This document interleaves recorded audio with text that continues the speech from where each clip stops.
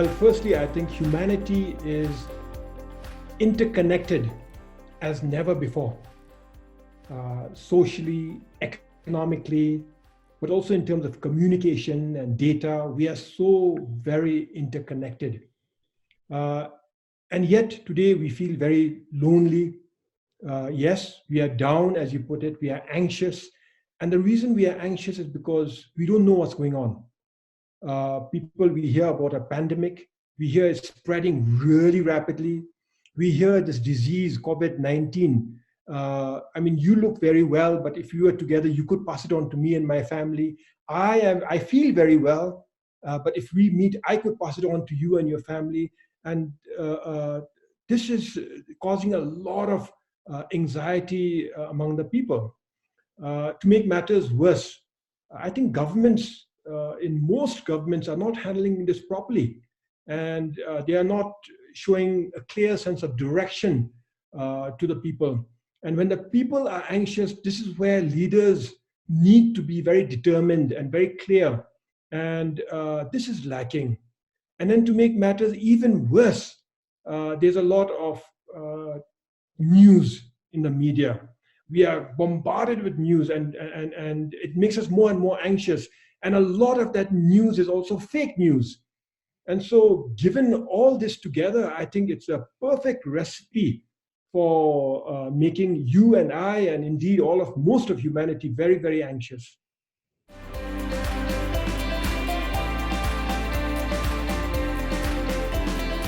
Oh, no. I don't have any advice. But what I do know is that regardless of the type of religion a person practices or chooses not to practice, most sort of beliefs have the same values. Regardless of the type of religion, you are required to be a good human being, and you are required to be, you're taught to be a good human being to other human beings. And so during these very difficult times, I think it is almost like a good pause. You're hitting the pause button, so to speak. We are in a rat race. For instance, we are destroying the earth. And because of this crisis, because of this global pandemic, suddenly we are seeing cities very clean, rivers very clean as never before. And that is good. Similarly, with humanity, with all this unrestrained, unrelenting growth, maybe hitting this pause button now, even though it is very anxious times, it allows us to reflect. It allows us to practice our own form of spirituality, whether it is Christianity or Islam or Buddhism or Hinduism, or indeed your own particular form, regardless of what it is. I think it allows you time to reflect and to contemplate and to meditate, and nothing but good can come out of that.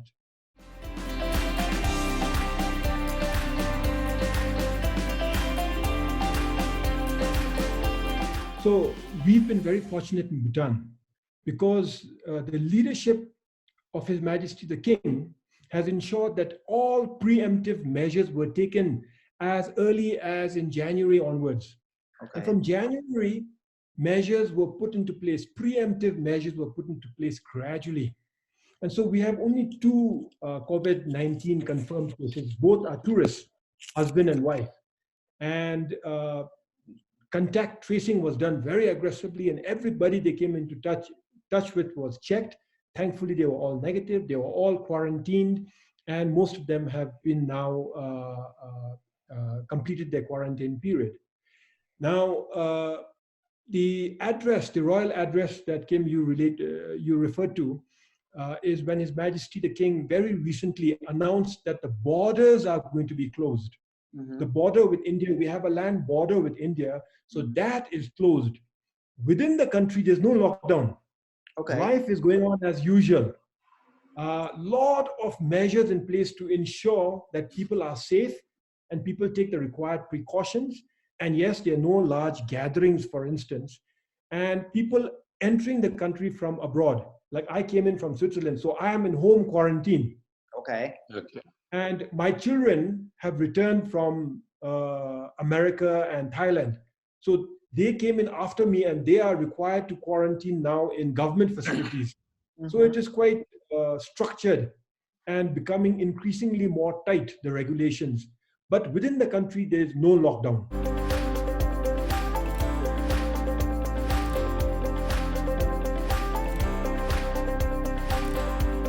We are blessed because he's very compassionate. So school is closed, but the government has made arrangements to try their best, given the within the limited resources, to continue education through the television, through radio, through internet. But His Majesty himself has told the parents, make sure that children don't waste their time. And education is not just classroom and textbook.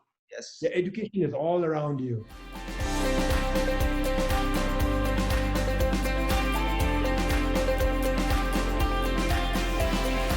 Firstly, if we want to win the battle against this particular pandemic, the youth are the key. I believe by and large, it is the youth who will determine whether how we are going to succeed, by the way, in overcoming the pandemic, yeah?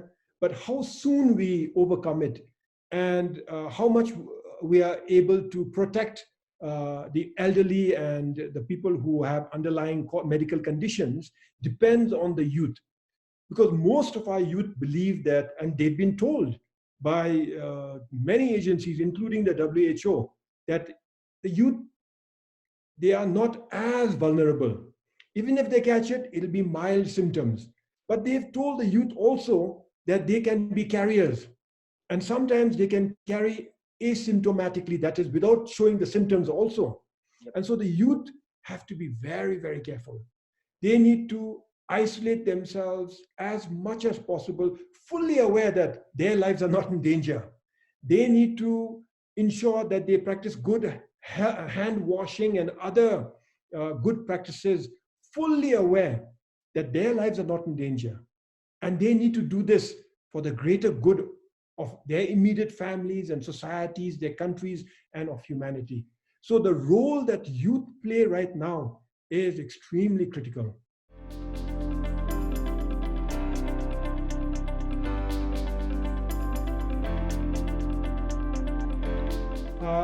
Yes, I definitely. And I hope the change is positive, because after such a difficult crisis, the outcome can be many, but I can see, at least given in this particular context, two different outcomes. One is that of suspicion, where you don't trust your neighbor, where you don't trust other peoples, where you want to isolate yourself, where you want to accuse everybody else. And the other is actually cooperation, where you say, this new world, we are there together, regardless. Economically, we are tied together. Socially, we are tied together. And what happens in one region is going to affect the other region, not just economically and not just socially, but also in terms of pandemics. Yep. And therefore, we need to work together. So I sincerely hope that rather than isolate ourselves and blame each other and breed mistrust, I sincerely hope that this pandemic will allow for a world that lives much more in harmony.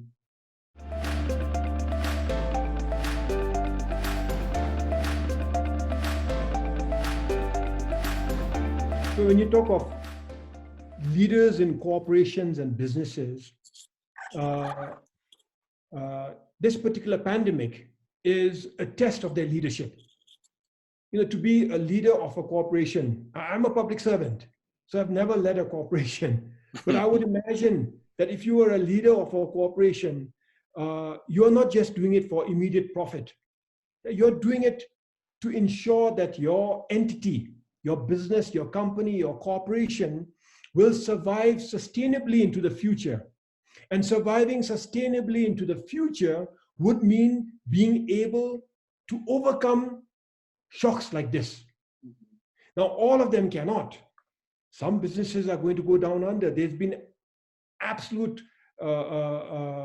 the demand has taken a huge hit. There's going to be a fall in demand. And therefore, many businesses will fold. And as a result, their employees will suffer. But by and large, I would like to think, and especially for the large corporations, they have what it takes in terms of experience, leadership, and resources to sustain, to weather this crisis and to emerge stronger. So the word cooperation now, Pedro, that you mentioned, I believe that leaders of businesses and companies must cooperate, must ensure the welfare of all the stakeholders, not just the shareholders. Because if a business leader looks only at their shareholder, it may make sense to let go of people when there's no business, to fire them. Even if the company can afford, even if the company has reserves, just fire them so that the interest of the shareholder is protected. This is not time for that. The company must look at stakeholders, and foremost among the stakeholders are your employees.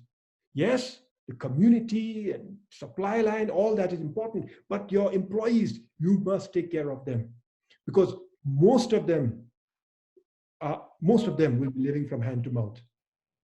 And within this scenario, actually, one of my biggest concerns are people who don't have the benefit of having a corporate leader to turn to. These are the daily wage earners, the self-employed people. So they have nowhere to turn to. And they are the poor. That is the majority in many of the countries. So they are going to take a hit. So at least those who can turn to the CEOs of corporations, they have a way out. And I want to appeal to the CEOs. Don't default on your responsibilities. Take care of your employees, because there are so many other employees who earn their living on a day-to-day basis. They don't belong to any company, no businesses. They don't have any guaranteed wages. And for them, it is going to be very, very difficult.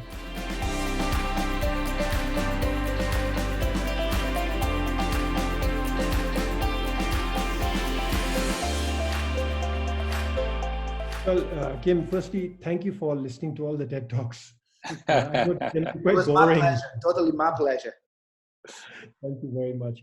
Well, the air above the cities in China have never been cleaner. The channels in Venice that you referred to have never been cleaner. Many rivers and lakes are cleaning up, and the air around many countries. And I'm sure in India, because now they are in a lockdown for 3 weeks, I can guarantee the air in India is also going to turn very clean. Now, this is good because it shows us two things vis-a-vis climate change. Number one, it says very clearly that pollution and climate change is caused by humanity. Irrefutable. Number two, what it says is, and humanity can address it. We can clean up our earth. So this is, in a way, one of the, as unfortunate as the crisis may be, the benefits of the COVID-19 crisis. Yeah? But we, at another note, human beings have always triumphed, whether it is the bubonic plague in the past, influenza, smallpox.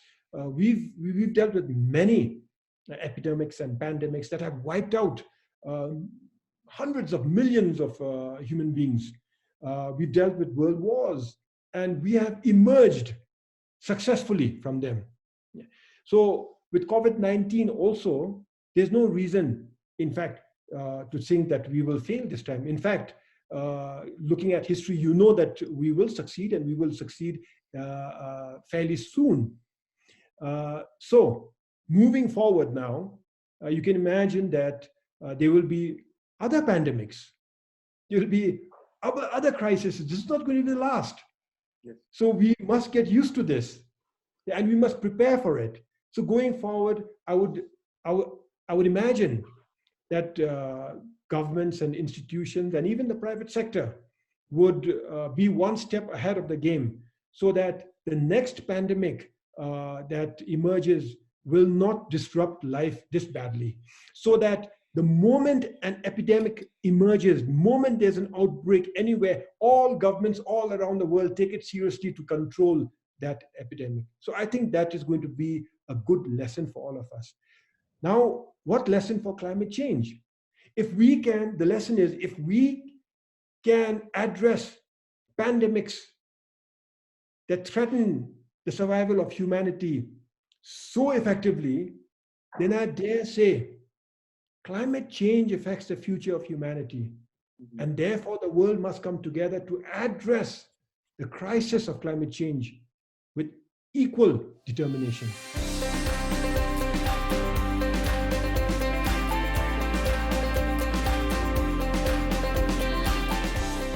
Well, it's difficult to talk of happiness under these circumstances.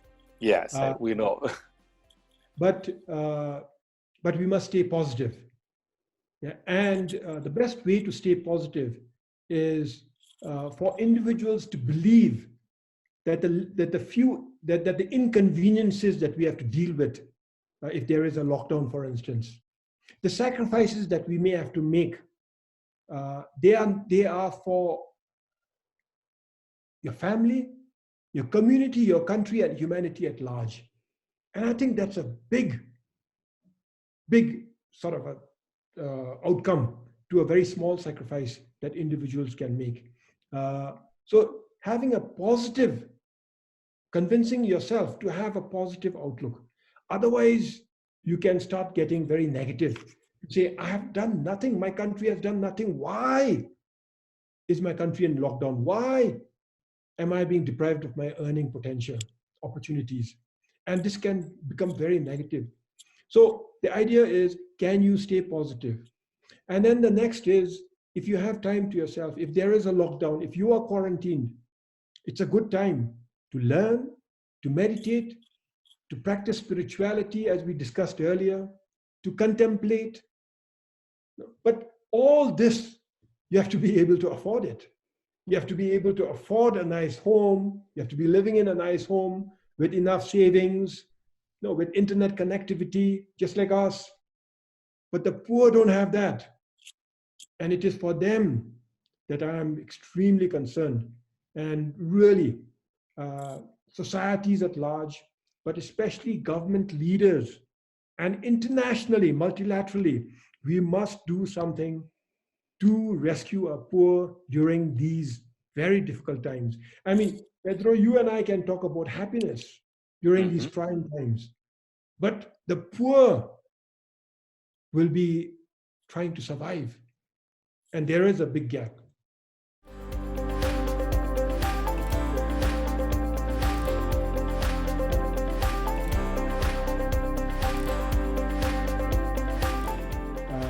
Be clear, be determined, be courageous, take action.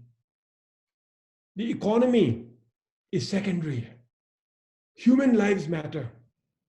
And a human life lost today is a human life that's gone forever. An economic opportunity lost today can always be recovered. So my view is that this is the perfect time for leaders to show that, for leaders to demonstrate that they have earned the trust of their people. The leaders must be compassionate. They must be able to empathize with what their people are going through. And they must be able to articulate the dangers without lying to the people. And yes, leaders should not politicize this crisis. It's not a time to politicize matters. And if decisions have to be taken, decisions must be taken. And if they are difficult, they must be taken. So if a city must go under lockdown, I think if you don't have a choice, you must do it. But do it with compassion and with clarity. If an entire country must go under lockdown, so be it. The people will support you as long as You can empathize with the difficulties of the people, and you articulate why the lockdown is necessary with clarity, and then you support the worst affected people, the poor, who are going to be most affected by the lockdown.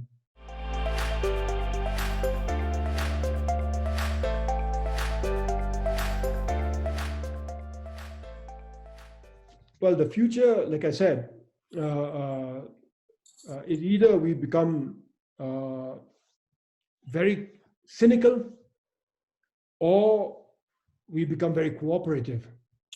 And cynical is where everybody takes care of themselves. You become isolationist. You compete with everybody else for your own survival, and you externalize all the problems. To be cooperative would be to say that we have this wonderful opportunity in the world where we can live in harmony, really, because we are interconnected.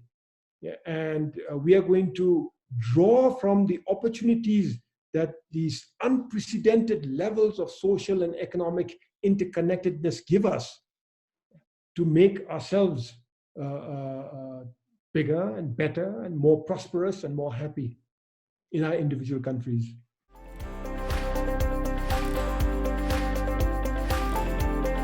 The world must come even closer together. And to the people of Brazil and Portugal, what I want to say is my personal thoughts and prayers are with you. And we can and we will overcome this, but we can do so only if we work together. Please be safe. Wash your hands with soap, maintain social distance, and be very, very careful.